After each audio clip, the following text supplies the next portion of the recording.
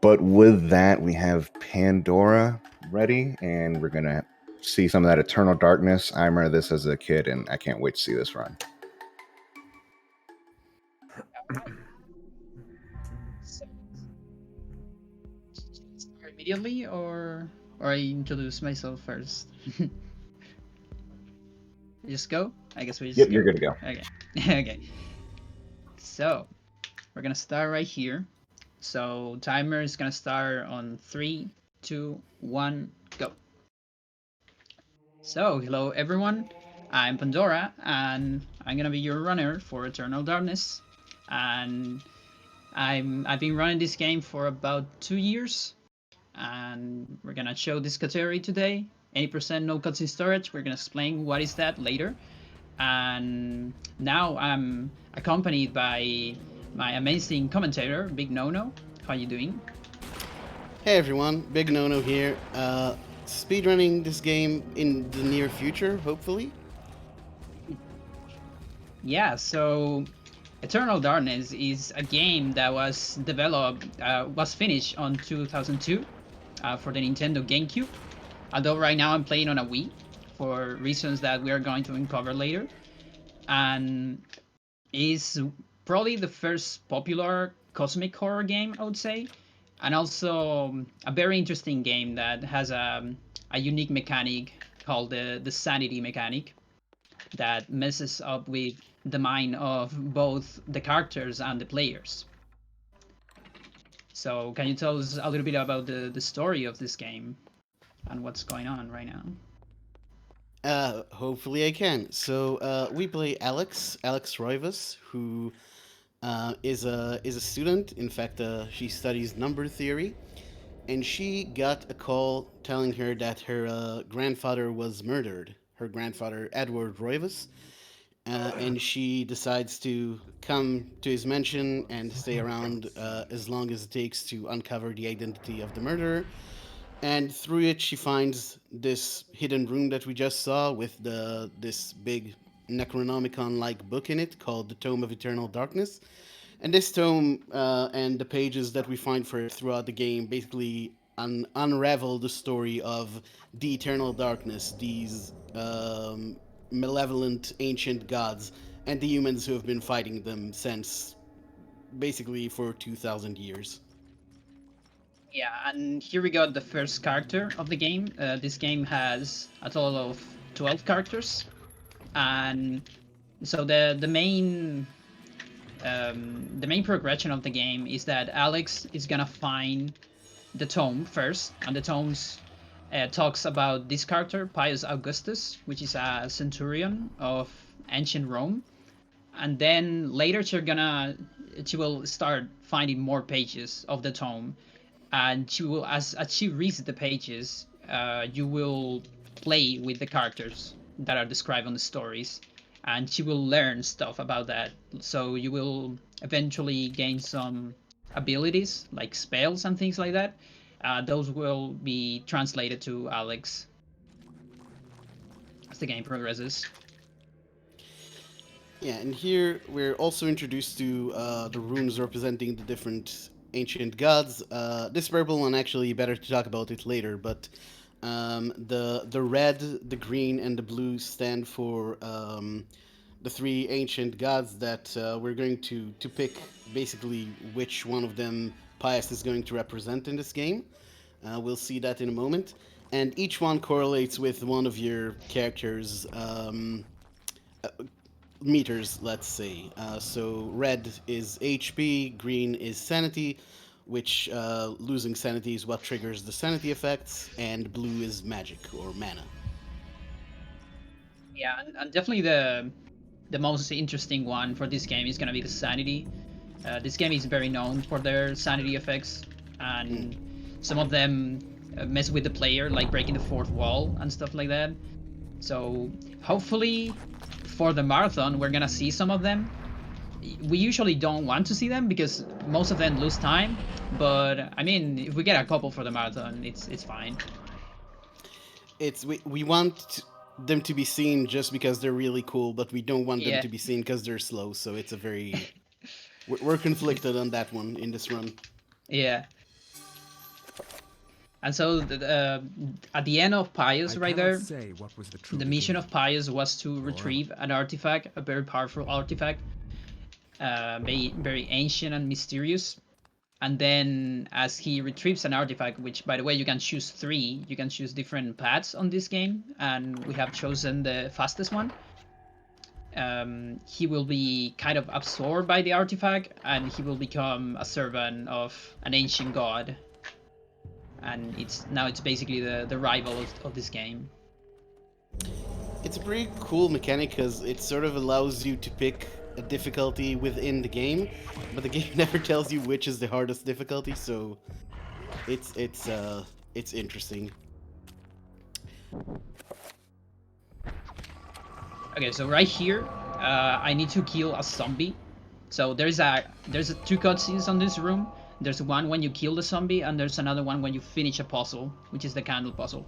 And what I can do is I can use a property of getting a pause in an unintended place, and that will allow my character to move during one of the cutscenes, and both cutscenes will kind of finish at the same time, saving a little bit of time. And yeah, this character, what can you say about Elia? I love Elia. She's so cool. Yeah, Elia is great, and she starts the game just... it's actually really funny because she's at the entrance to this temple just reading a book saying, oh, I hope something interesting happens to me in this life.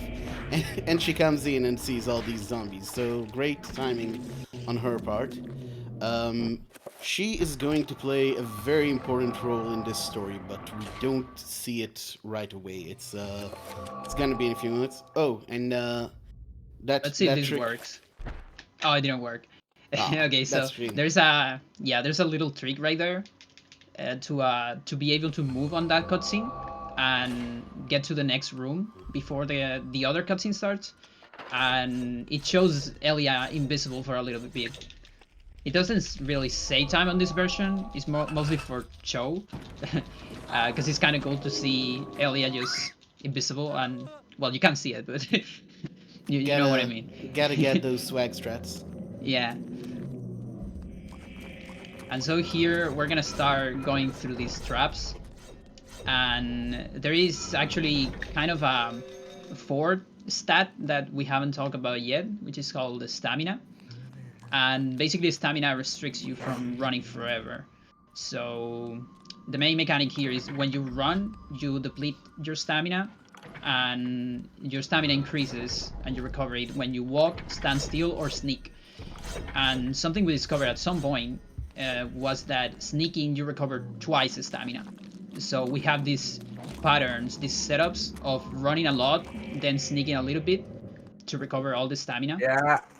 And it's kind of the optimal way to clean this. Thank you. It's bad.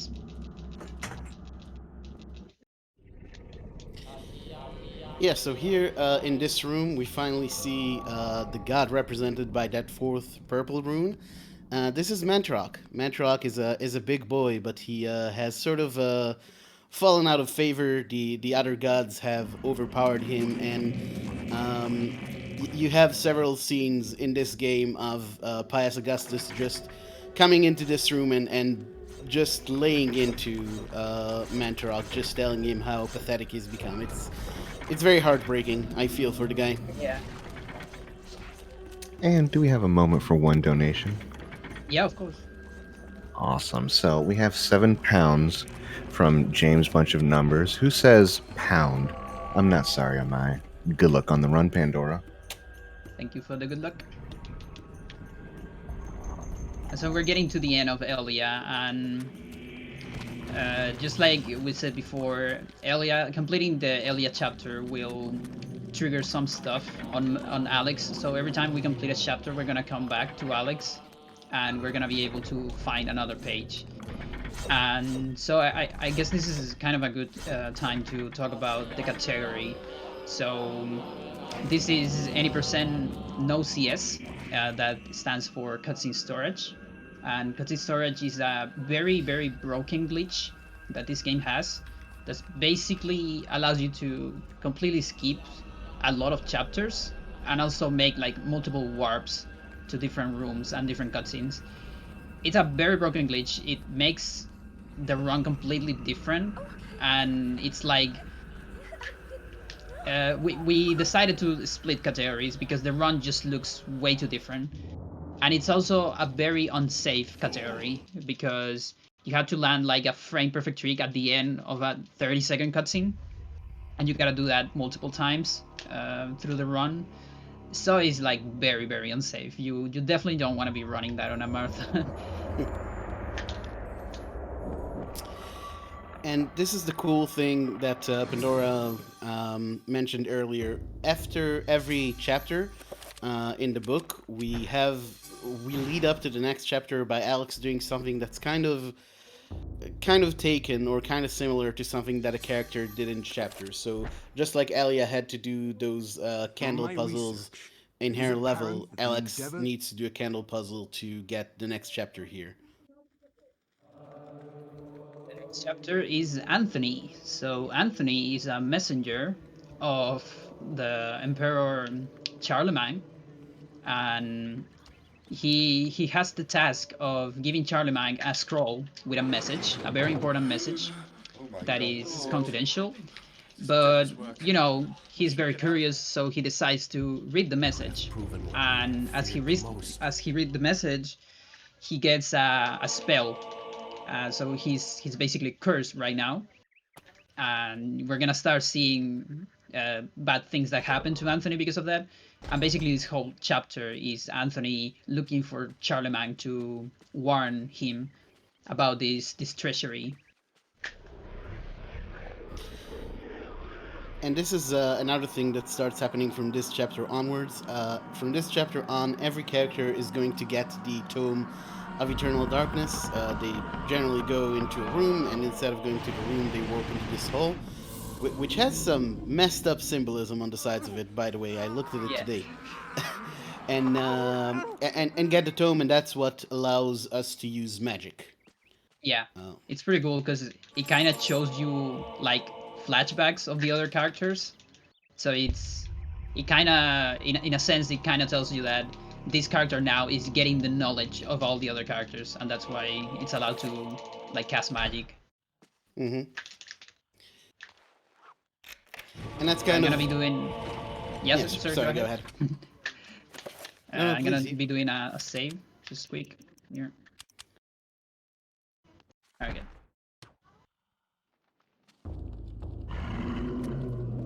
So what is that thing? What is that symbol right there in the zombie? So that's a rune. We need runes to cast to use spells, and specifically these enemies that carry runes generally have a very slow death animation, like you see right there. So we have a few tricks that we use to try and skip that when we can. We'll see an example of that a bit later in the run. But runes are basically the building block for spells. Sorry. When you go to basically add a new spell to your tome, you need to pick the alignment, as in the god that it's going to represent, and the different runes, which generally have at this point you have two, and it's sort of like a small like programming language. Like the runes that we're going to use now are project an item, and that gives us the enchant item spell. The first kind of spells that we can cast, they work with 3 runes, and later we might see the upgrades that we allow for stronger spells later. Yeah, normally you get 5 and 7, but we'll see some different stuff in this run. Alright, so what happens here is actually really cool. Pandora is using this animation from getting hit by Skeleton, and also the animation from enchanting the urn, to basically cancel this cutscene, which this cutscene would prevent her from moving normally, but because of those animations she can keep going here, and it saves a lot of time and is also pretty funny. So we just skipped a whole part where we have to like fix a few of those urns with the enchant item spell and put them on the table there. Yeah, that was the like historically that was the first quote unquote skip that this game had ever. We call it urn skip because we skip, like you said, repairing the urns, and it's very cool because during that cutscene, you can move during that cutscene, but if you were to move in that cutscene, the door isn't actually there when it's closing, you know? So it's like very handy that developers decided to, you know, make the door actually open during the cutscene. There's no invisible wall or anything. And by all that trick, we can actually move in the cutscene. And then there's this creature right here. But what is that? It's kind of like a spider. So these creatures are called trappers, and they don't damage us directly, but they do. If they hear us, they can't see, but if we run past them, they can transfer us to this place called the Trapper Realm. It's sort of like a mini puzzle room that you get through. It's actually casually can be useful because you can find like ways to restore your HP or sanity in there. But in the speedrun, obviously, we want to skip it because it's a huge time loss. Yeah, definitely don't want to get trapped. And here, so I'm gonna do a cheat go. So, okay, it didn't work. We gotta try it again. Yeah, this Let's is a see, very right, specific right, setup. up, right, up, right, neutral. And let's see if it worked. So I just save the game and I reload. Normally there is a fight here against a horror, which is a very nasty creature, but we just don't care. We're just gonna go past it into the next room. That was really the one of the most mind-blowing tricks to me when I first started watching runs of this game, um, because saving supposedly puts you in the same position you saved at, but it actually rounds down the decimals of your position, so it just takes you past this very thin wall where the trigger for the boss fight is. Yeah, and it's it's surprisingly consistent with that strat, with that setup. Um, it's very interesting that you have like that set of movements that will put you in the right spot, kind of like, you know, like the Zelda setups to get into specific spots and angles. It's very cool.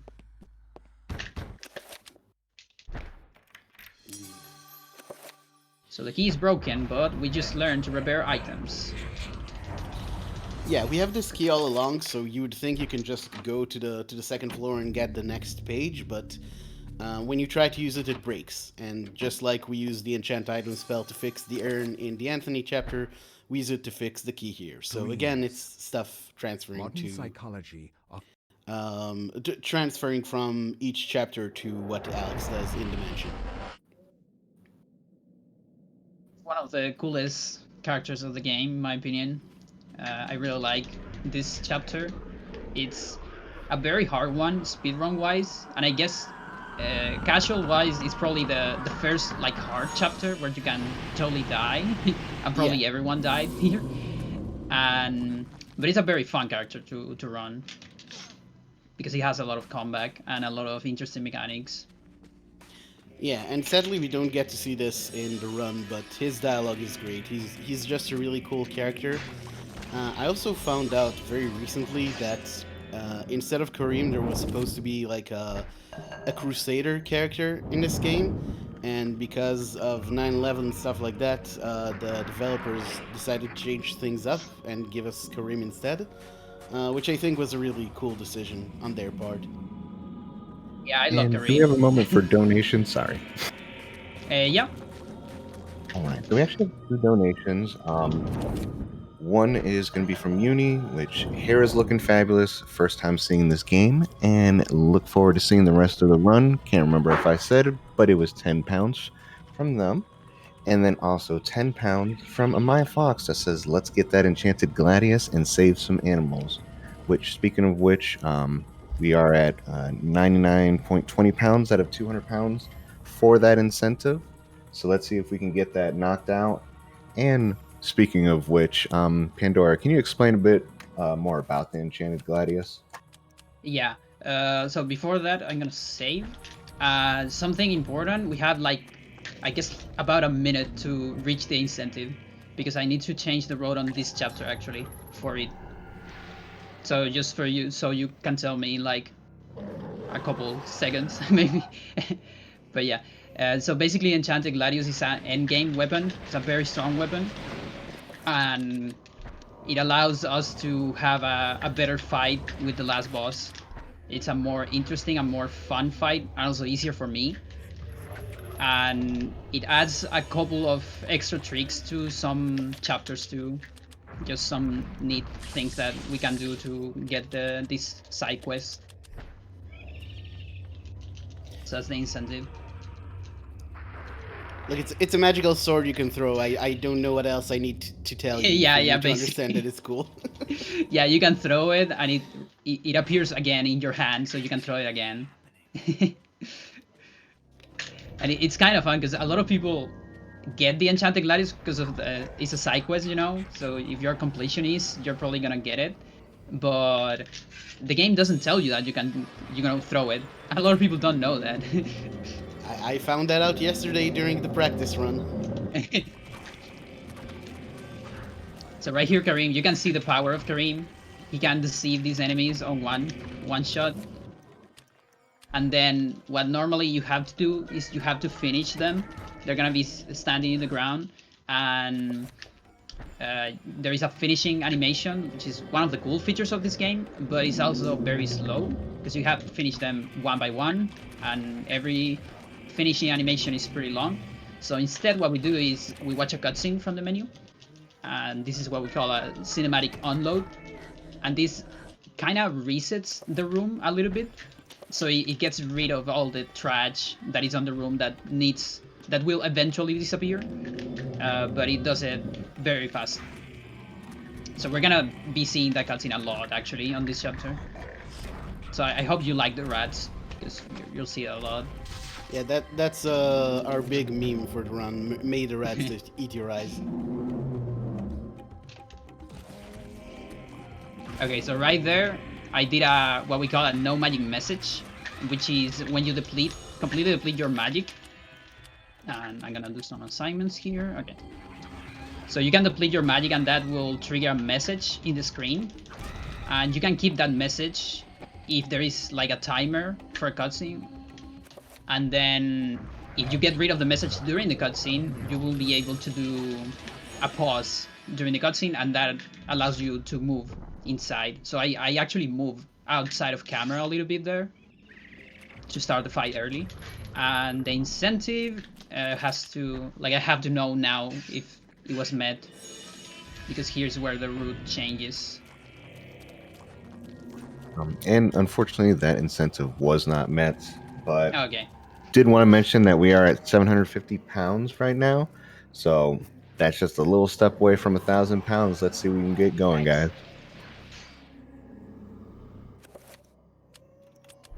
All right. So that's actually easier for me, because the route without the Enchanted Gladius is way easier. We're gonna skip a couple of possible crashes, so that's fine. Let's see. I'm gonna need another save, because there's kind of a hard fight incoming right here. I'm gonna let you take the commentary from here. Concentrate. Yeah. So basically, what happens here is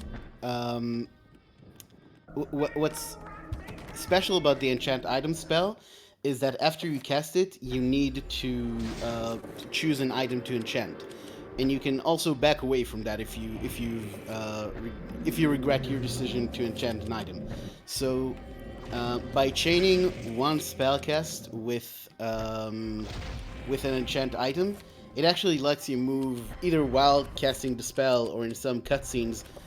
So specifically here, we use that during the cutscene. There's supposed to be a cutscene showing all these enemies coming in, this barrier coming up, but Pandora can use this free cast trick to move during that and move beyond the barrier. So now, instead of waiting for these zombies to go past the barrier and come to us, we can just stick around with them. It makes the fight a bit dangerous because we're sandwiched like between the barrier and all these enemies. but it still saves a lot of time, and as you can see, Pandora's doing just fine. Yeah, I was losing a lot of health there, but I managed to do a backup, Yeah, so it's we are really totally fine scary. now. Like, this is definitely a place where the run can, like, the character can literally die there in a run, so it is pretty scary. There you go. So the same trick right there with the no magic message to move in the last cutscene there, and we can even grab this artifact even before the sound effect of the cutscene finishes. And yeah, that fight, the beginning was kind of rough, but after that was very smooth. The good thing right now is that we have a lot of backups to do like multiple recoveries at the same time. So there's a trick that we call free cast, which allows you to basically cast a spell and then you open the pause menu, try to do an enchant item, but instead of an enchanting an item, you just press cancel. And for some reason, that makes your spell like it will finish no matter what. So you can move during the spell. So it's kind of like the dream of everyone. You know, when you play this game, when you want to cast a spell, you have to stand still. If you move or receive damage, the spell is gonna be cancelled. So this is like the dream of everyone when you were young. You can just walk during spells, and not just that, you can like cast multiple spells at the same time. It's pretty broken, and that's what allows us to also like make an enchantment into the cutscene, and we're gonna be using that through the entire run to finish spells inside cutscenes, so we can move inside them or just completely skip them. Hmm. So something that's important in this puzzle, the puzzle reads something like, "Make the crow, put the crow in front of my deity's greatest enemy." Basically, there's a mechanic here. It turns out that ancient gods are a lot like Pokemon, and each one is like strong against another one and weak against another one. So the game wants to test that you know which is the like the dominant deity, the dominant color against the god you're fighting. So because we chose Uliath, the blue god, we will the dominant god against him is Zeltith, which is green. Yeah, it's the same as Pokemon. Basically, leaf beats water. Oh yeah. Yeah, and here I can normally do a trick where I can leave this room at the same time I kill this horror, but the angle of the horror was very bad, so I had to just watch the dying animation, so you can see how long those animations are. Um, we already skipped one in Kareem, so the trick is always the same. You want to get close to an exit and kill the creature kind of at the same time you exit the room. Yeah, these tricks are very very precise. So you're never gonna get all of them in a marathon run, but this is still like that. It's really important to appreciate like just how good Pandora is at this. That she's getting so many of these tricks. And now we're gonna try to get another spell inside a cutscene. So right there.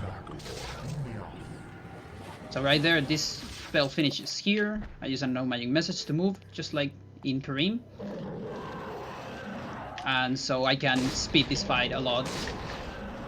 And by the way, so if you play this game casually, chances are that you hated these guns. I always seen a lot of people, including myself when I was young, just hating these guns, thinking they have just not a lot of bullets, you know? But they're actually very powerful. Yeah, it's not like a two bullet magazine in a shooter. This is actually like reloading isn't that big a deal here. Most enemies are kind of slow, so this is like the pistols are very very good, as we're about to see down below. Yeah. Yeah, and we there's a saver on this chapter, but we just don't use it because the pistols are so good. And it's all about the reach too, because you can shoot from the other side of the room and all that.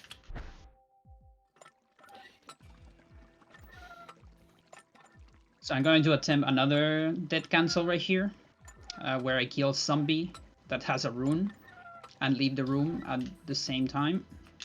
So there you go. You gotta believe me, there Yeah. was a zombie there.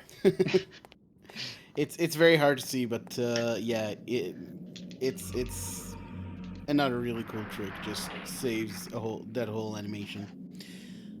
And now this is where we see like just how powerful these guns are, because we're coming up on actually the first kind of boss in the game, mini boss maybe.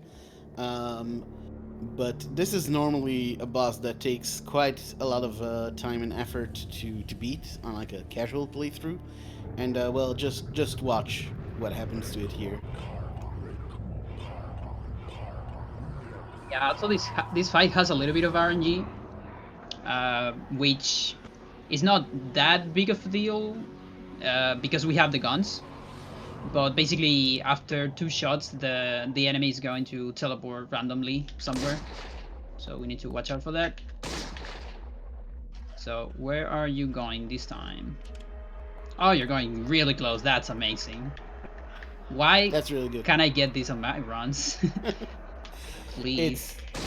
It's funny because casual at least you can get them like he can sometimes teleport to the very corner, like over the wall that you see on the left there, or on the Yeah. right, and you would just have to run all the way over there to shoot him. Yeah, and it's terrible because the camera is completely on another side, so you don't even know where it is Yeah. until you are like all the way after the stairs.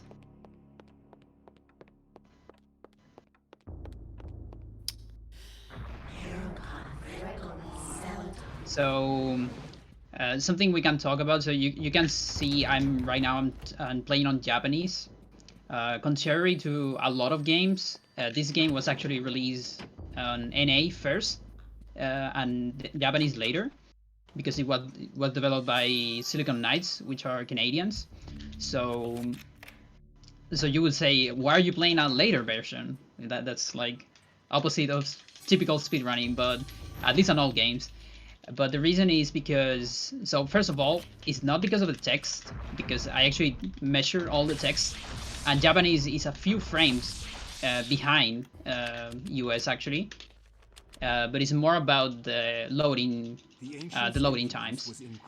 So Japanese came later, and the developers had some time to optimize some of the objects and how they get loaded, and for that reason, the loading times are, in general, better in Japanese.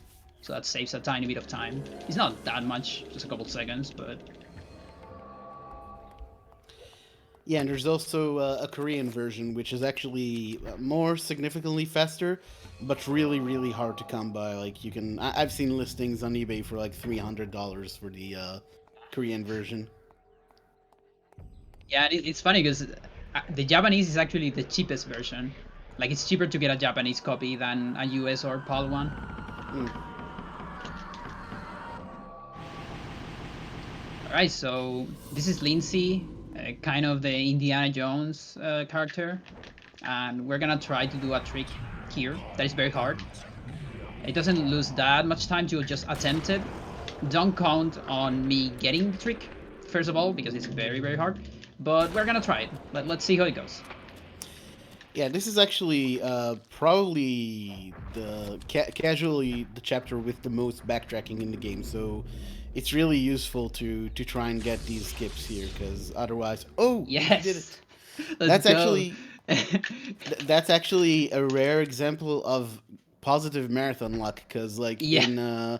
in the practice run, Pandora did not get this skip, so this actually saves loads of time. Yeah, not just in the practice run, like 80% of my runs don't get that. Yeah. It's a very hard one. And we have to do it again, but in a different place. We'll see if this one works. Yeah, this one is a lot more consistent. And we kind of need this one because the backup is terrible if we don't do And it. there you go. Nice. Nice, So, 2 for 2. First yeah. try. This is going very well. So basically what's going on is we have this spell called damage field, which is basically a force field you can think of, and so you can think of it as a portable wall where enemies are going to, you know, get restricted by that wall and get damaged. And then there's the zombies that can grab you. So what we did there is we push the zombie into the wall, then the zombie pushes us into the wall, and then you can like eventually clip into the gate.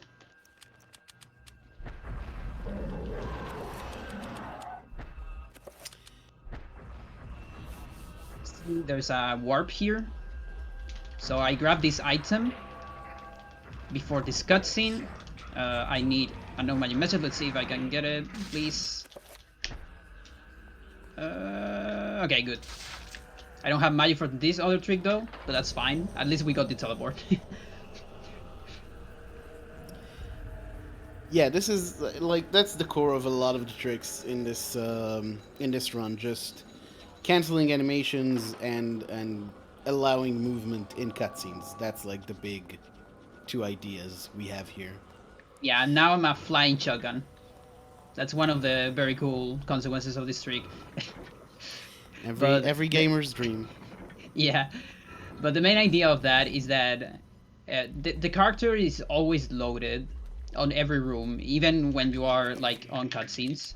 So what we can do there, grabbing the item while we trigger that cutscene, which is in a different room, you can like then, you know, the typical trick of no magic message and then a pause, and we can move. And the thing is, the character is outside of camera and it's invisible, but it's still there somewhere, and it's actually very close to one of the entrances of the room. It's just where we have to go, so it's like very handy. It's the torch. There you go.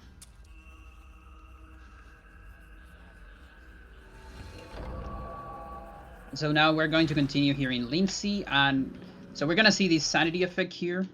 It's kind of a sanity effect for Lindsay, kinda, and for Alex at the same time. You can kind of see her grandfather. And the thing about sanity effect is every time you get one, you're gonna get a full minute without another one. So after watching that sanity effect, we're gonna get a free minute here in Lindsay without others, which is very handy. And later, when that minute runs out, we're gonna start making some manipulations to don't get other sanity effects. So you'll see later what we're gonna do with that. So right there, I'm making a recovery. On this game, you have a spell that is called Recovery, and it makes you recover a stat depending on what color you cast. And something about Red Recovery, which should be just health, but the game doesn't tell you normally, is that it also repairs stamina, and it's very handy. Oh, what is this? Oh no. Those Well, were I think very the game's cute. broken. Oh, it's the sanity effect. Oh. I love that one. Those little things are so cute. And it has a great name. That one is called Illusion of Grandeur. That's nice. Yeah, so since we got another one and it was a good one, I actually don't have to do manipulations, because we're gonna have another 3 minute without sanity effects. So I would just won't worry about that for the end of Lindsay. But the main idea behind that, one second, just doing some assignments. Okay, is that we have there's a sanity effect that is called the explosion, which is triggered when you do a recovery and you have low sanity. The game it's gonna make your character explode, and what you can do is you can cancel a recovery, and then the explosion sanity effect will override the previous sanity effect, and you know, successfully skipping the next sanity effect for about 10 seconds. So like about every 10 seconds you have to do it, you have to cancel a recovery. So it's just a little bit of magic at the price of not having any, you know, sanity effects. And just for you to get how good is that, some sanity effects makes you lose up to 20 seconds. So it can be a lot of time. and it used to be RNG in the past. And at this point, Lindsay meets up with Elia, which was the first character we played other than Alex, and he gets the Heart of Mantarok from her, which she's been keeping all this time, so it could be passed on to someone who can fight the ancients. And Lindsay actually manages to get this all the way to Edward Roivas, to Alex's grandfather. So Lindsay is presumably one of the very few characters who doesn't meet a nasty ending at the end of this game. Oh, and a really cool trick coming up here. So what Pandora is going to do a dispel magic here, and using freecast, she can move in this cutscene, which shows us Edward. Edward, normally if you that's unfortunate. That was just my TV turning off. Oh, okay. It just happened Yeah. sometimes. At any rate, during that cutscene, you're not supposed to be able to move, and Maximilian goes into that room, and then there's this invisible wall that closes behind him. And by being able to move in that cutscene, we managed to get into that room before him, and we can actually get we can actually skip a whole chapter, the Edward chapter, which is coming later, which is a bit unfortunate because I do feel kinship with Edward for some reasons, but it is good for the speedrun. It's kind of a slog in a lot of ways. This is actually the beginning. There's not a lot going on in the beginning of this chapter, so if we have any donations, this is a good time to read them.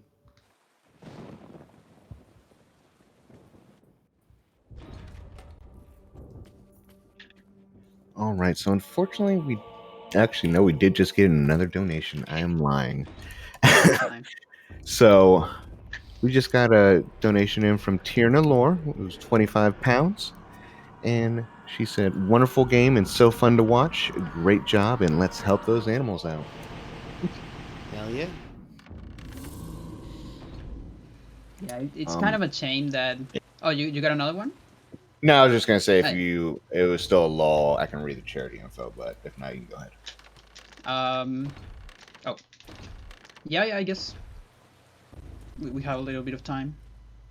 All right, yeah, I'll just read that real quick. So, once again, we are working with the Worldwide Veterinary Service, and right now, thousands of animals are suffering silently with no chance of ever receiving veterinary care. Like you, we don't think this is fair. Worldwide Veterinary Service provides free expert care to animals in need all over the world, and we do this by sending vets where they are needed most, training them to increase the standard of care globally, and shipping urgent aid supplies worldwide every week of the year. So let's keep getting those donations in and just see how many pounds we can get. We're good to go. Not a moment too soon. All right. So what happens in this chapter is we're playing Paul, who's a Franciscaner monk, and he comes to this cathedral, to Oublier Cathedral, to see an artifact called the Hand of Jude. But it all goes wrong when Paul walks in, finds the corpse of another visitor called Brother Andrew. Uh, and it turns out that the man operating the cathedral, his name is Paul Augustine, which is the very clever fake name of Pius Augustus. He really wrecked his brain coming up with that one. Paul Augustine decides that Paul is sus. Self-report. I'm making Among Us jokes, and all the kids have already moved on to Phasmophobia. But either way, yeah. So Paul has to go around the cathedral, try to find proof to clear his name, and he's helped in this by the custodian, that character that we are talking to up in the bell tower. So our task now is to find three pages from Brother Andrew's diary, and bring them back to the custodian as proof for what's transpiring in the cathedral.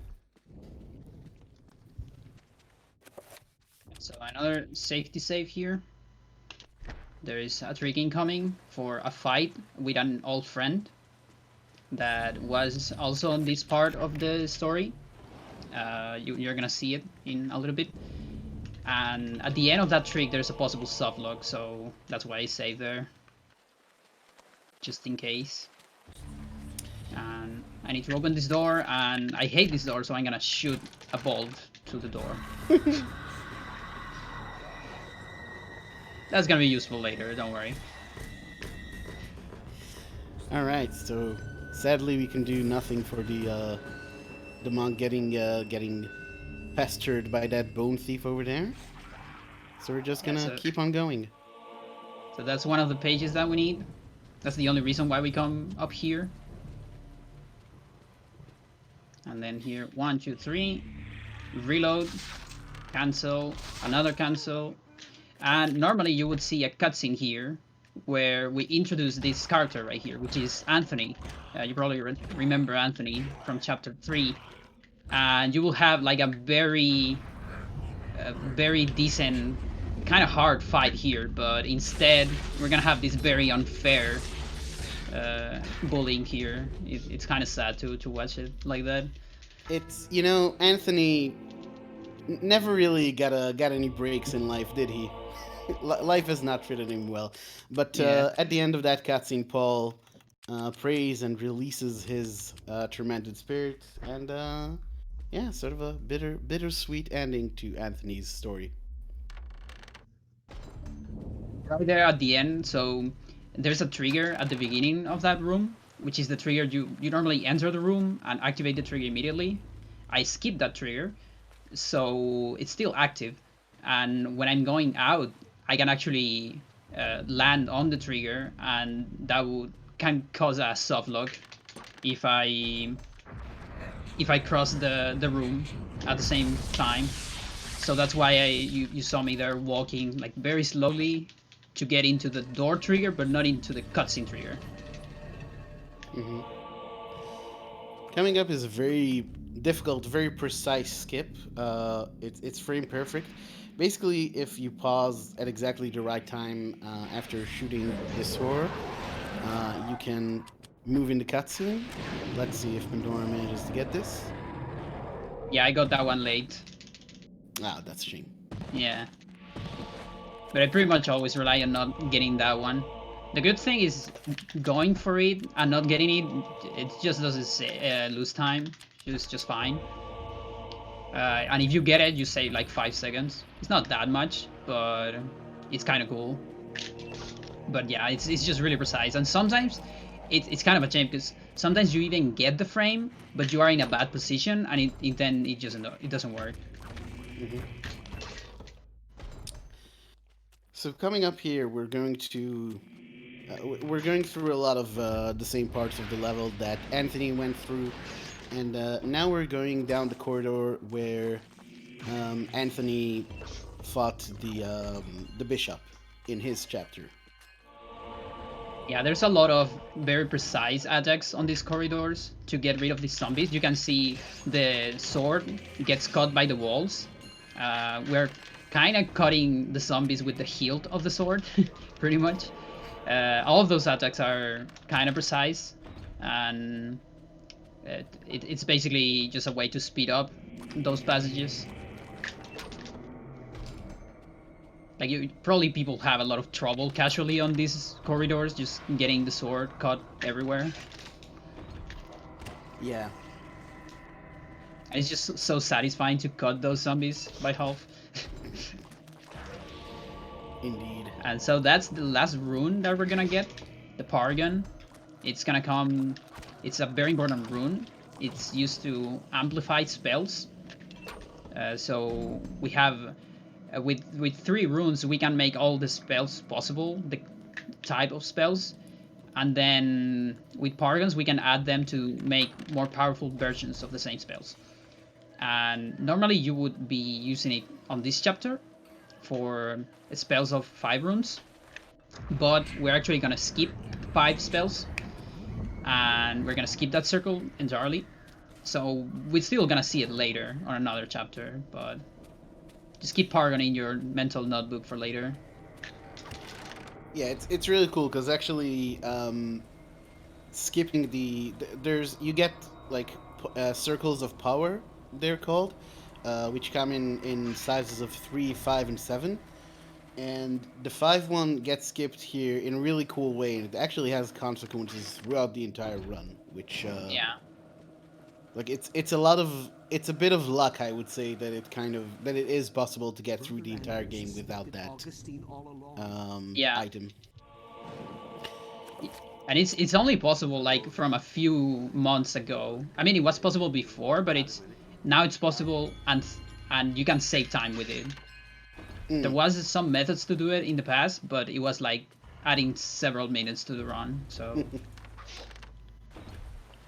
Right. So we met up with the custodian, showed him the evidence. He showed us a dagger that they left on his pillow to indicate that, you know, instead of just killing him, which given that everyone is infected in this cathedral would have probably been the easiest thing to do, they decide to just leave a dagger on his pillow and let him sort out the meaning himself. And he decides to give the dagger to Paul, which I'm sure will not have any negative effects for the custodian at any time over the next few minutes. yeah. And so you also are seeing this rune in top of my head right now. That is a spell called Magical Pool, and basically what it does is you do it from a specific color, and it keeps filling your stat of that color. So this thing keeps giving me health, and also it completely fills my stamina every second. So I can basically run forever with it. It's kind of broken in a sense, because otherwise you have to do like sneak patterns, and you run out of stamina. It's very slow otherwise. And here, again, trick with the Trapper summon. Actually, sorry, this isn't where we use the trick. But to save time, we summon a Trapper during the cutscene of the dagger going over the statue. And the reason we do that is you get that tutorial message about how to control the Trapper. And if we get it there, we won't get it here. And here it's really important because we just use that summon Trapper to skip over that five rune magic barrier, which we would normally need a 5 rune dispel magic for, but again, we don't have the 5 point circles of power, so we need another way to get through that.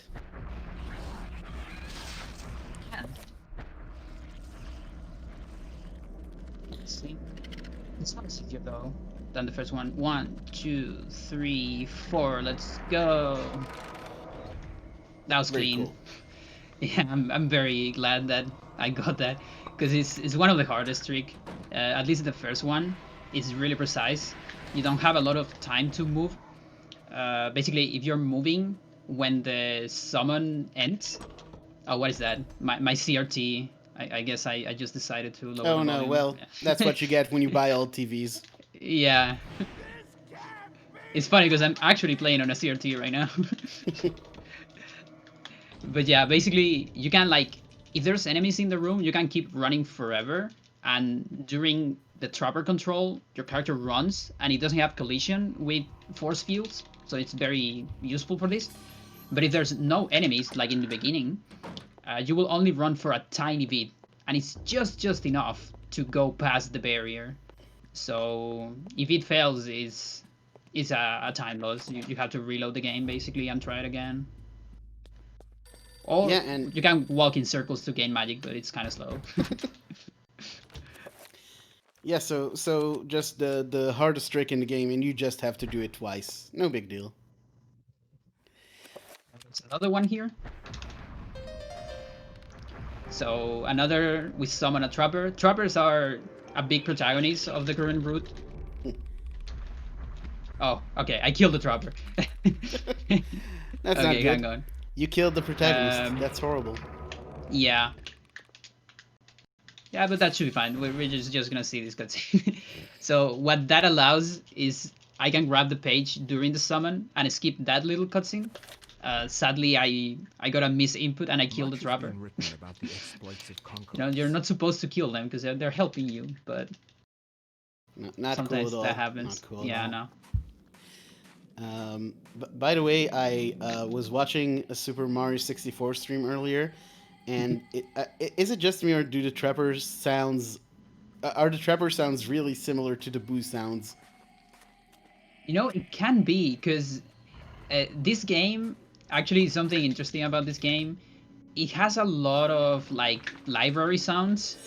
Like a lot of sounds that you hear in this game are from like public libraries, Oh, like and yeah.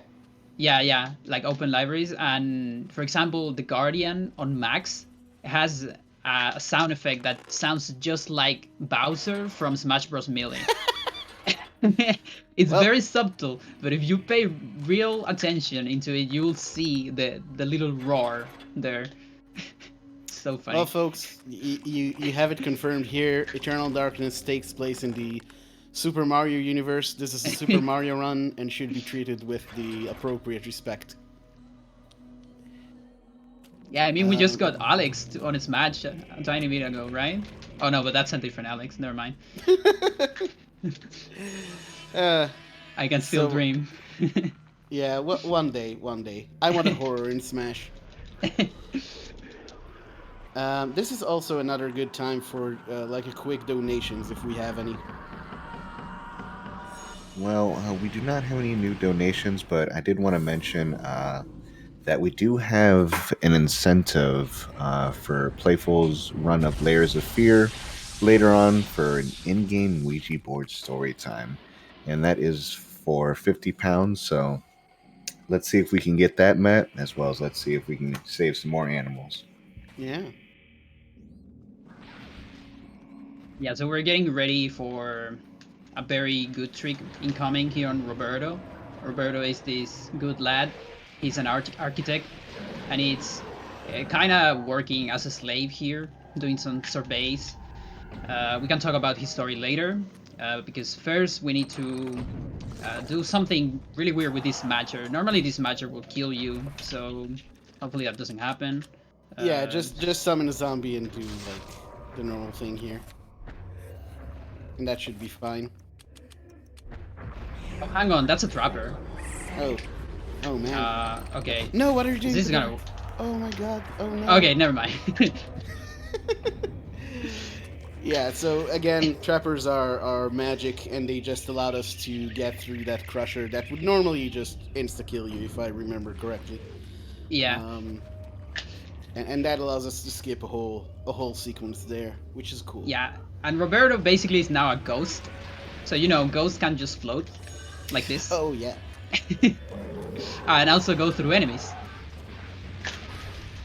So yeah, no collision. That whole thing caused us to have no collision, and we can't drop altitude. So normally in that room, you would have to cast again a 5-point reveal invisible spell to get over the lava, and we don't have the 5-point circle of power, which is a shame. But yeah, that whole trick basically allows us to skip that and just go and grab the item. Yeah, and also we can go through every actor, both servants and enemies. And that allows for very optimal movement, because we don't get caught in our way. Okay, shields. I need to pay attention here. So again, you're supposed to have 5-point shields by this point in the game. We don't have them. We only have 3-point shields, which is not enough to go the whole way.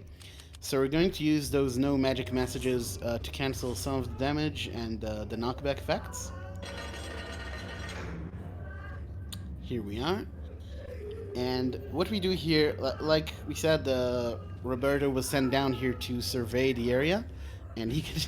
You're supposed to use the rope there and drop that platform, but we don't need to do that. We can just walk around there.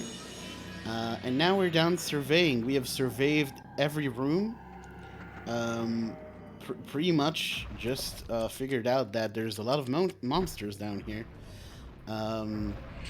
And Roberto is... Roberto, hello? What's going on? Where am I?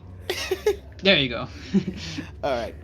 So yeah, basically again because of that floating effect that we got from the Crusher, Pandora can just go around the wall instead of opening up the gate there.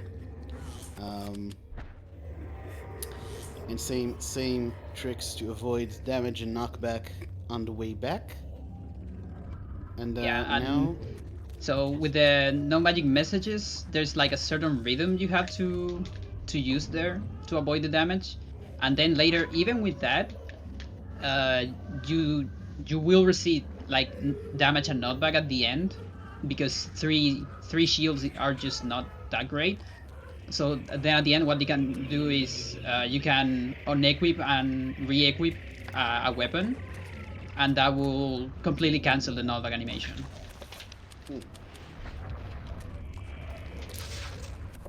So here we're gonna summon a trapper into this room. As I enter this room, and normally you will meet Karim here, and Karim will give you the artifact. So you will think, okay, Roberto never met Karim, so the artifact never got to Roberto. So that's kind of bad, really, for the story of the game. But actually, the game doesn't care. As long as you complete Roberto, everything's gonna be fine for the rest of the game. You don't actually need to see that cutscene.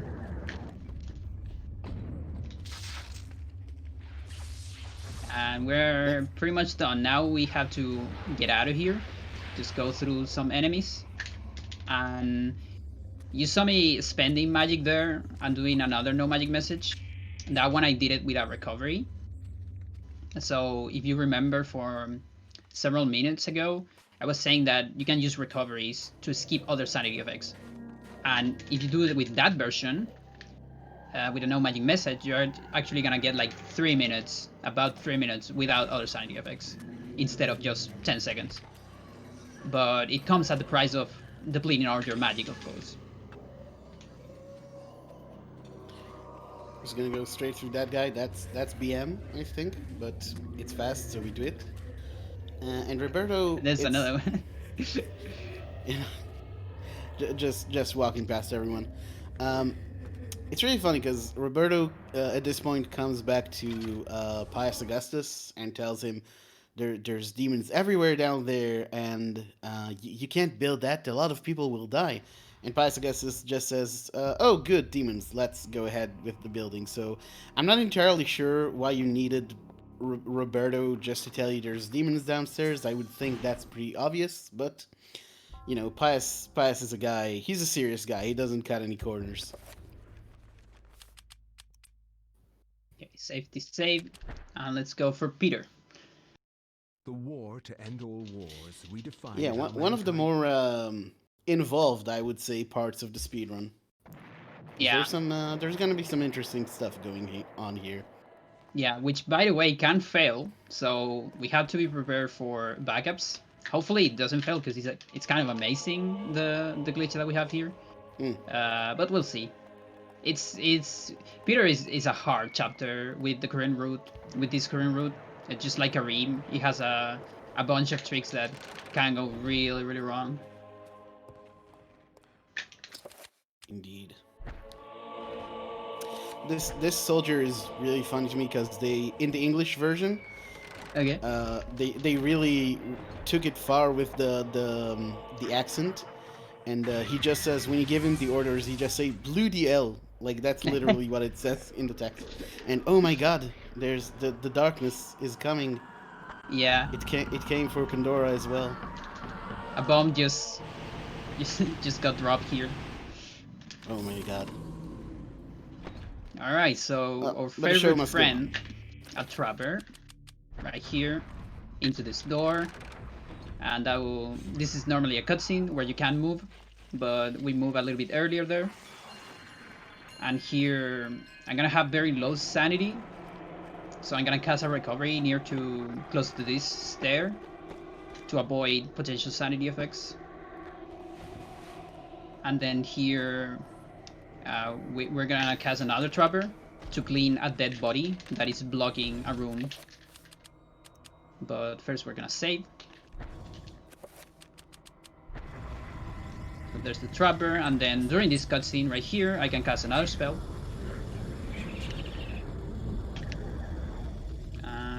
go here, clean this corpse. And remember that trapper, okay? Just put it somewhere.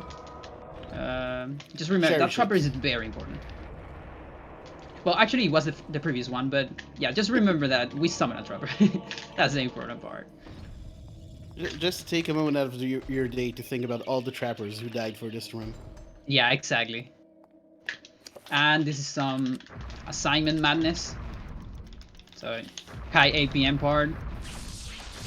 Yeah, this game has all the like the normal horror game inventory trappings where you need to know where things are in your inventory and get to them quickly, but it also has these whole sequences where you have to create new spells, because when you get the stronger circles of power with the additional rooms, the game doesn't give you the spells you had at that level automatically. You have to compose each one.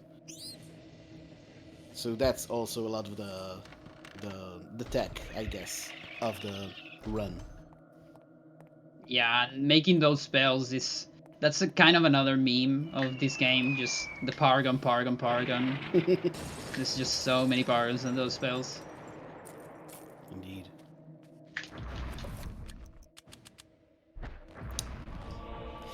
So here, Pandora casts a reveal invisible spell, and changes with the organ cutscene, and some background noise, and yeah, sorry. Basically, it saves some time on the cutscene that you get there. Yeah, it's kind of similar to the one on Elia, where we merge two different cutscenes together. So one makes the other finish earlier, allowing you to move. And we got the rifle. If you watch like old speedruns of this game, you will say, why is Pandora getting the rifle? What is this joke? But it's gonna come handy later, and we're getting some bullets also here and there. I need to kill this zombie in particular because I hate it.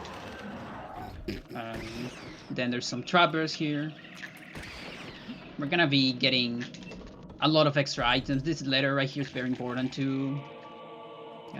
Of a dead soldier. I love that letter, so I always like to get it. Time save be damned. Yeah. Yeah, sometimes you gotta sacrifice some seconds for the good items. So we actually haven't talked about what this chapter is. So Yeah. the character here is Peter. Peter is a photographer who's sent to cover World War One in 1916, and as the cutscene tells us, whenever there's war and misery and suffering, the ancients are always around. And you can see that the cutscene wasn't lying. There do appear to be some ancients around. And especially one... Yeah, sorry, go ahead. Yeah, so you can say what happened at the end of Paul to give some context for the next boss. All right, we actually didn't see that. So at the end of Paul's cutscene, he's killed by a creature that was summoned by Pius at the beginning of his chapter. Another cutscene that we skipped, and it's really cool because the creature is kind of different depending on the ancient god that you chose at the beginning. But they all just crush poor Paul with one fell swoop, or maybe some of them cut him. I'm not really sure. It's an insta kill basically. Yeah. You don't get any opportunity to fight the boss, and that boss is this creature right here. So you see this massive creature, ancient, very powerful, very proud creature. You have to fight. A lot of people have a lot of trouble with this fight. It's very long. It's very tedious. It's a difficult fight. So we definitely don't want to waste time here. So we're just gonna keep going. You know that boss kind of looks like a trapper if you think about it. He does, yeah. But basically, Pandora, she did a lot of things that I don't fully, I can't fully explain.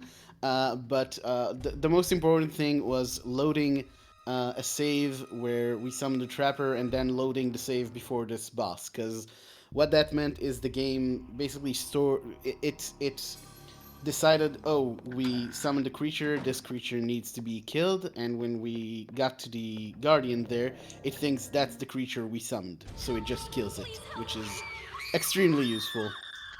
Yeah. It's such a cool thing when it was theorized by Sir, another player, probably the most important glitch hunter that we have in the community. Because it was theorized, and then we managed to do it on console too with save files. It was pretty amazing, and that was the reason why I grabbed so many extra items, because we need to basically manipulate memory in such a way that when we use those two save files, the ID, the place of memory of the Black Guardian, the boss, it's gonna be on the same place as the other trapper I summoned.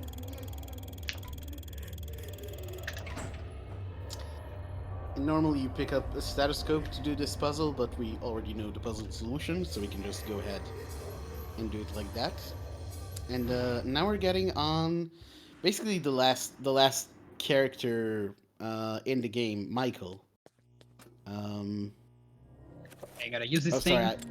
Very important to use that thing right there. And then this and this. Okay. So that item I need to use that there because Disaster and death lurk.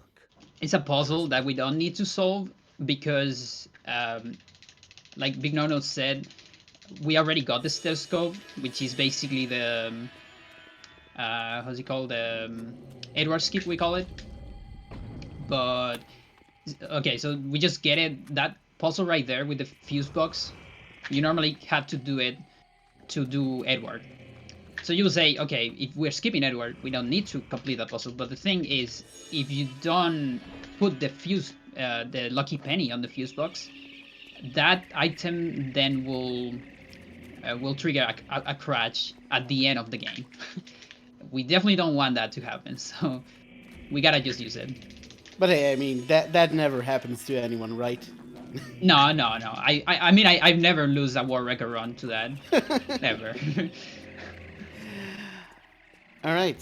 So this is Michael. Michael is a Canadian firefighter. He's sent to, well, fight fires during the Gulf War, and like the that old cutscene told us, the ancients just love war. So here they are in all their glory. Yeah, lots of corpses to feed the ancients. Yeah. And I believe this would be a good time also for donations if we have any. Yeah, we have time for like one. No, still no donations yet. Yeah, so then we can just jump. So there is so on the last chapter we got 7 spells. 7 spells are very long. So if you play again this game casually, you will run into 7 spells and you'll say, okay, these spells are amazing because they are so powerful and all that. But they also take like a lot of time to cast. It's like 5 seconds where you have to be standing around. You cannot get hit, you cannot move, you cannot attack. But since we have this glitch of moving spells, free cast, we can just move and we don't even care.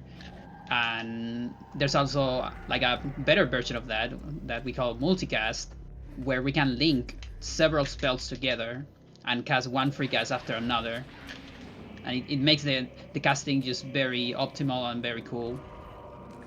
It's probably the glitch that changed this game for the better and make it a lot more interesting, also harder, but at the same time more fun to run, I would say.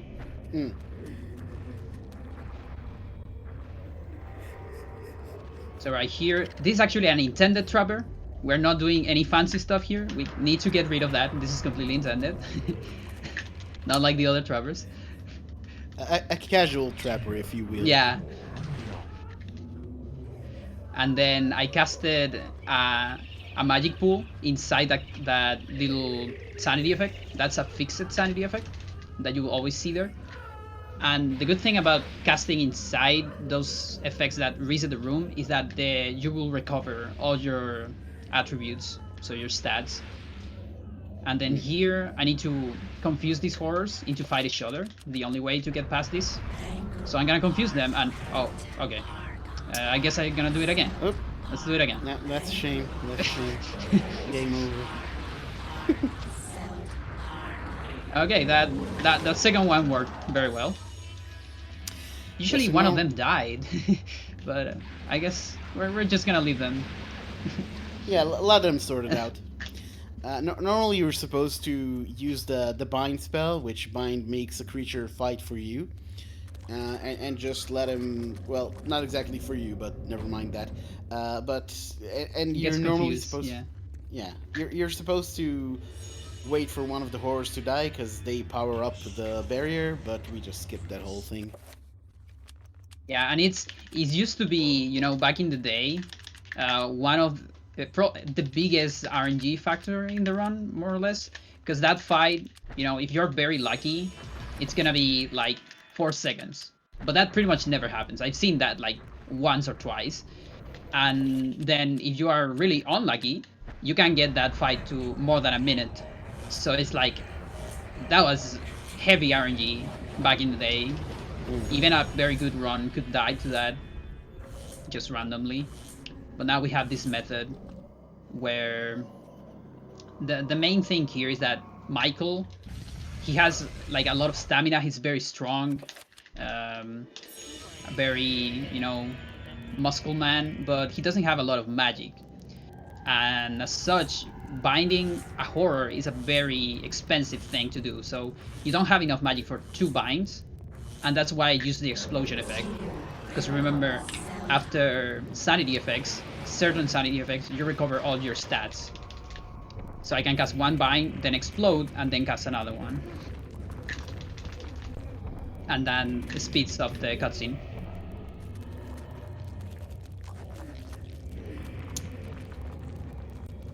And yeah, the escaping sequence. Yeah, can't Classic. have a horror game without it. I do love that the game requires you to also enchant the explosive first, because it's very scientific about how that amount of explosives wouldn't normally be enough to bring down this whole place. Yeah. Yeah, and it's also cool because it's one of those things that the game doesn't tell you directly. Just like you said, it tells you like that is just not enough. So you have to do something about it, but you don't know what. And then you eventually figure out, okay, let's make it, you know, let's enchant it, make it very powerful. Yeah, and it's something that we're going to some extent. We do skip a lot of stuff, but you do see a lot of it in this last part of the game that we're coming into now. Like this is the part where basically the game requires you to take everything you've learned and apply it in different ways. It's really well done. But yeah, this actual puzzle coming up really really was difficult for me when I started the game because I think I spent like half an hour in there trying to figure out how to do the puzzle, and you just don't have the things you need to complete it at that point. So the Yeah. game is a bit of a troll in that regard, but we forgive it nonetheless. Yeah, and it just allows you to do it from the beginning. It's like, what is this? What I'm supposed to do here? And then eventually it will make sense. But yeah. So we got we got a passage, a package there. Who knows who sent it to Alex? And you see I'm canceling spells on the doors. That's to avoid sanity effects. And I'm gonna set up for a trick right here. Let's see if I get it. So I'm gonna finish this puzzle as I summon a trapper, and then I'm gonna yeet into this room. So normally what will happen there is you will see a cinematic on that room where you see that metal like plate moving and opening a ladder to get into Enga, which is this ancient city. Uh, and so you have to watch all that, and then the game goes back to Alex, and you have to go to the basement. But remember, we can do all sorts of things with FreeCast. One of those things is teleporting into the next room on the cutscene. Yeah, it's really amazing how, and another one of those cases where it's just like kind of lucky how it just works. Yeah. This whole area, by the way, we would have seen it in the Edward chapter if we would have went through it. Basically, both Edward and Alex are. This whole city, Enga, is surrounded by these 9 pillars of magic, and just like we have 3-point magic, 5-point, 7-point magic, there's also 9-point magic, which during the game you normally only see Pius use magic that powerful. But in fact, through these pillars, we can use that magic as well. So during Edward's episode, we used that to create a very powerful magic attack that basically kills all the guardians that were down here. And during Alex's, we're going to use a different spell, actually. We're going to use a summon spell. So summon is one of those spells that changes radically according to how many points you use with it. A 3-point summon is a trapper summon, 5-point is zombie, 7-point is horror. So what would be 9? Let's find out. Yeah. And so this is like 2,000 years basically after Pius started his plan. And so the context here is that Pius has been preparing a very powerful spell for 2,000 years to summon one of the ancients. Okay, let's see if this make it. Yeah, I think yeah, it worked. Okay, good. I was a little bit worried about that one. That's one of the multicast setups where I cast one free spell and I link it with another one. But it has to be done with a certain timing, otherwise the first one is gonna be cancelled.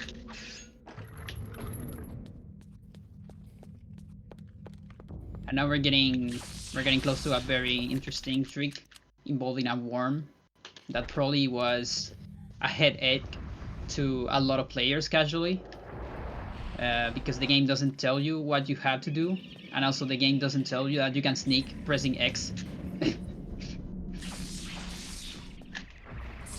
So what can you tell me about this worm?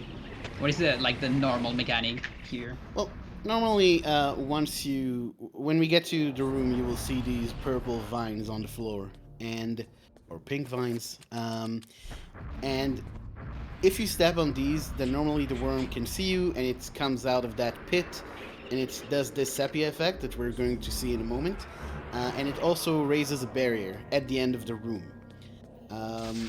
However, due to FreeCast, we can actually go past that point before the barrier ever gets set up. So we're just walking on by. We still get the sepia effect, which you might think is unfortunate, but actually is really going to come in handy in just a few moments. Yeah. Again, this is one of the more amazing tricks in this run. Yeah, what you have to think about this trick is that it's similar to the one, in a sense, similar to the one we did on Michael, where we did something that might look slower, but is way more consistent because it saves us from very, very bad RNG. So that's what you have to think. You'll see later why. But yeah, basically we're kind of in the past right now with this sepia effect. Almost looked like an intended sanity effect here in Enga.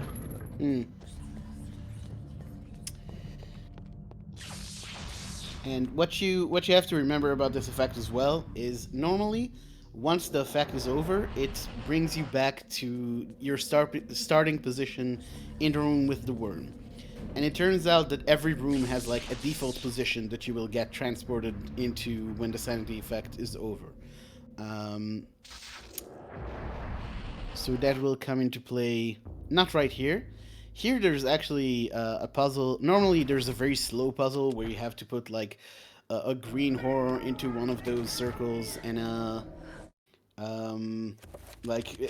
each circle needs to have its own creature inserted into it. And with how slowly casting spells and with how slowly horrors and zombies move, it takes a lot of time. But here we just move in the cutscene and get out of the room before the barrier ever gets set up. And that's gonna be kind of a common theme here. We're gonna see that a couple times more during the run. Also, the last instance where you're gonna see the rat cutscene, sadly. Unfortunate. But yeah, that little thing, it's like so easy to do. You just open the menu, watch a cutscene, and that's it. And it saves like a minute. It's super crazy. I remember getting a free PV when Sir discovered that, and I was like, "Wait, you just watch a cutscene? No, you gotta be kidding!" Like, and here I'm gonna wait a little bit, and there you go. Yep. So, like we said, the default position in that room just happens to be next to the exit, which is another one of those cases where we're just very lucky with this run. Yeah, thank you developers for putting it there. And yeah, otherwise that room, it's again just like Michael, it's a bind puzzle, but this time there's 3 horrors, so most of the time you have to cast bind 2 times. Sometimes you can get lucky, and 1 horror will kill the other 2, but that's very unlikely. And even if it happens, it's still slower than just teleporting. So another setup here. Put this and then mix those 2 spells. So you can see how fast that is. So you see those are 2 7 spells. That would normally be 5 seconds each, casting without doing anything, just leaving the controller there. And then there's like a cooldown where you cannot cast another spell for a little bit. So it's really helps optimizing the run a lot, and there's less cooldown, so it makes it more fun for runners. I always get so tense when you go through that last room with the trappers because it really looks like that ring, like the red ring that he's shooting out, is going to catch up to you. Yeah, that one in particular is funny because it's one of the safest one, but it looks very scary. Like for example, this one is harder. This one right here. That one is actually harder, but it doesn't look that scary compared to the other, I think. Yeah. There's something about the camera, probably. That's something very cool about this game too, like how good the camera is programmed. Oh It's yeah. like so cinematic. And here you'll see Pandora doing something that it kind of looks like stair skating from Resident Evil Remake. Basically, it's just it's sort of an animation cancel to make the game think that we're not running, so that the trappers are less quick to detect us. So we need 2 more portals. Oh, and by the way, you're probably, maybe people already noticed that I'm attacking these portals. Okay, that one I failed Oh. it. Sometimes that happens. That's because when you attack a portal, normally when you enter a portal normally, you will have an animation of walking to the middle of the portal, and it's kind of slow. But if you do another animation, that will cancel the walking animation, and so you will teleport immediately. Yeah, that's actually something like one of the basic things in the game which we didn't really get around to, which like almost every time when you when you open a door or like use a ladder or something like that, almost every time it's you attack it first because otherwise this game is very well animated, very thoroughly animated, and there's always like an animation of your character like closing the door behind it or going down the ladder, and that just completely cancels it. Yeah, probably people were thinking like, why does Pandora hate every door? Well, that was the reason. Indeed. What is about these speedrunners that hate doors? And that's the spell. So we're casting. We see that was Artak, which is creature. That's Celta, which is the ancient, and that's Yeah, it Tyr, turns out which is summon. that's a real ramp up in power because you go from trapper, zombie, horde to like an entire ancient. Yeah. There's a reason why you don't just find 9 level spells just walking around. Let's see. We get this one. So this trick has a 8-frame window where it works, and then after that good frame window, there is a 2-frame window where it crashes. Fortunately, we are fine. We didn't get a crash, so we're good to go. And that prevents a barrier right here from spawning. Yeah, otherwise you need a 7-point spell for each of those pillars, and that takes a long time. Yeah, it's like a big time save at the price of a possible crash, kind of Yeah. at the end of the game. But the good thing is that it has a very consistent setup. I still save it before doing it because it's a marathon. Normally I don't save there just because it's very consistent. Yeah. And this is the last save. So we're getting we're into actually- Pious. Yeah, the final boss of the game, the man who started it all. So, the beginning of this fight is going to be a bit weird. We're going to be attacking Pious, but we're not actually damaging him. All that does is make the artifact that he's using to draw power from Ulyaoth appear, and then we attack that. And we just need to break that artifact so before we can even begin to damage him. Yeah. Leave these CG cutscenes because I have a little bit of time. I'm very good with the estimate, so I'm just gonna leave this one Yeah, it's a really cool. so we cutscene. can appreciate the ancients. Mm. So that right there is Ulyaoth, the ancient of magic and like knowledge. Yeah. Basically a tentacruel. Yeah, cosmic squid. And here we have Zeldath, which is actually... Zeldath is really cool. I am a bit bummed that this run doesn't show off Chaturga, because Chaturga Yeah. just looks depraved. Yeah, but Zelda is amazing, and Zelda is the kind of the mind and sanity god. Yeah, and there's a really cool gimmick in her voice acting where she will speak normally, and then she will speak like this. Yeah, and it's kind of a two-personality character.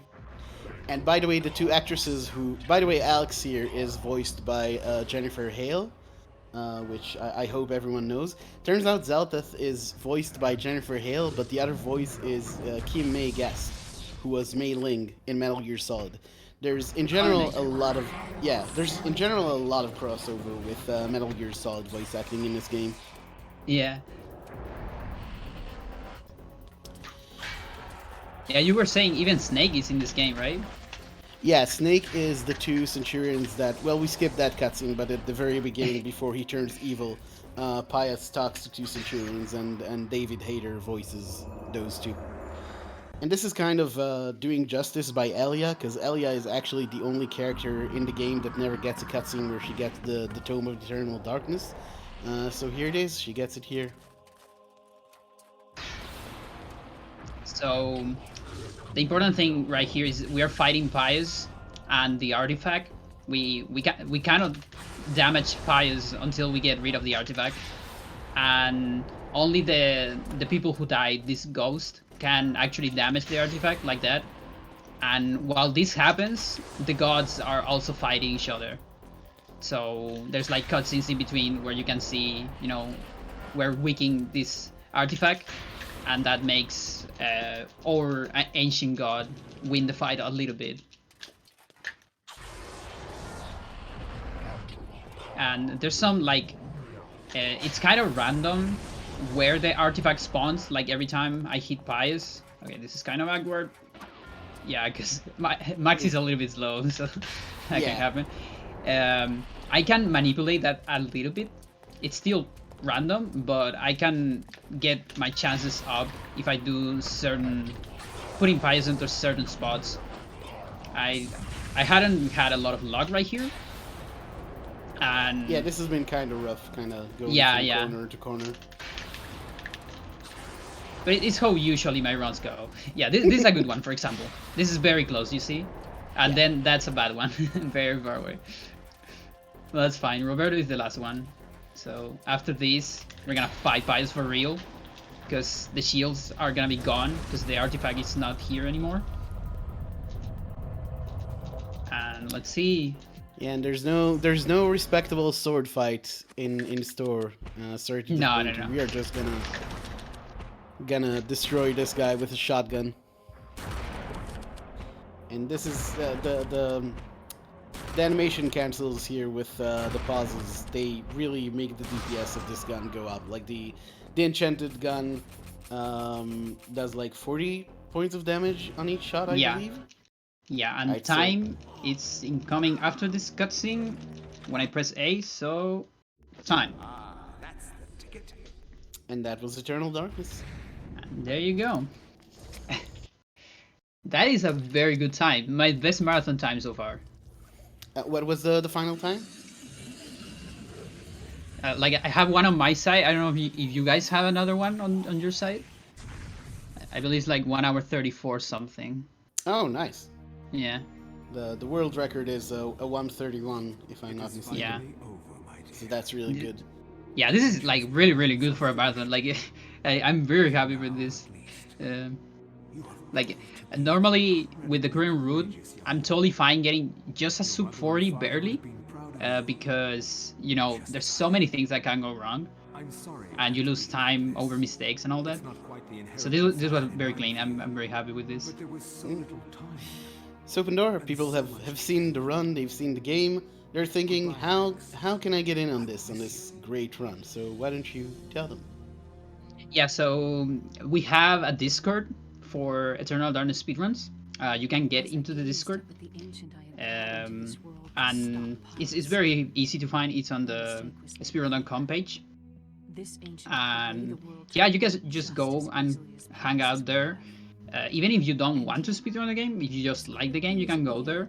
I would say most of the people that are there don't actually speedrun the game; they just love the game, and you know, they want to see the development of it and all that. And also, the most knowledgeable people about Eternal Darkness are there. So if you have any questions, we're always welcome to answer those. And I've done also a lot of tutorials about this game.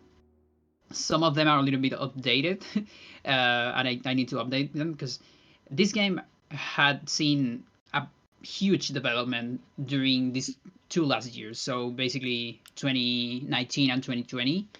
Back in 2018, the game was almost glitchless, and now we see all these sorts of broken stuff. So it has seen a huge meta change, and the time has dropped down from like 2 hours 12 to now like an hour and a half. And there's even the possibility for sub 1 hour and a half. I'm trying to work on that, but it's pretty hard. And yeah, if you like Eternal Darkness, just you can just go to the community and you can try it. It's a very fun game, I would say. It doesn't play like most of the horror games, like the old horror games. It's more of an action game in a sense. So it has a lot of cool mechanics. Again, you are always doing stuff. It's pretty cool. Yeah, it's very interesting. It's one of those. That's why I'd never call this a survival horror game, because it is a horror game, but it's not. Yeah.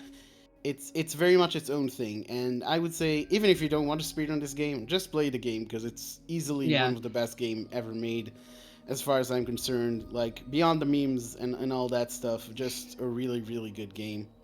And follow Pandora underscore Jane on Twitch.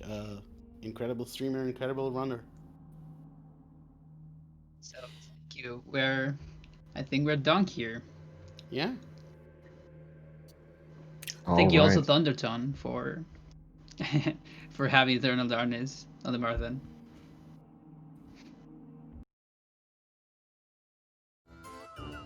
Really appreciate you, Pandora, running here with us, as well as Big Nono commentating.